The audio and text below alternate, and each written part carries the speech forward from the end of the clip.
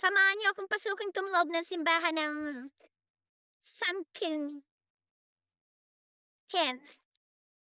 Makikita niyo yung loob nito. Kaya ganyan itsura niyan 'di ba kasi nga ay lumubog sa laharian dati. Ipagdasal na lang natin ang mga taong masyadong kurap na imbes na solusyonan ang baha ay binubusa ang pera. Kaya tayo pumasok diyan para manalangin kasi bibiyahe tayo ng malayo. Naway iligtas tayo sa ating pagbiyahe.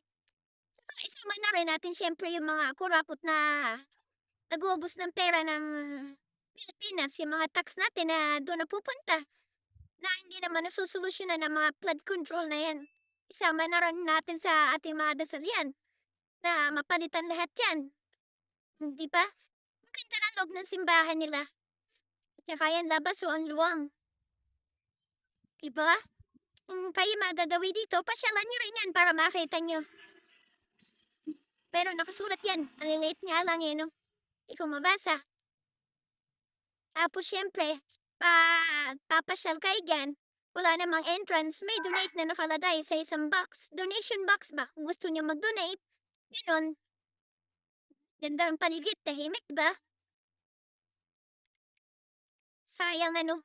Ganda siguro na ito. Kung hindi ito na lubog sa ba, you know. Oh, di ba? Kita niyo yung view sa labas? Pasyal na kayo dito para makita niyo naman to. Kami dumaan dito para sa aming papasyalan. Dito muna kami.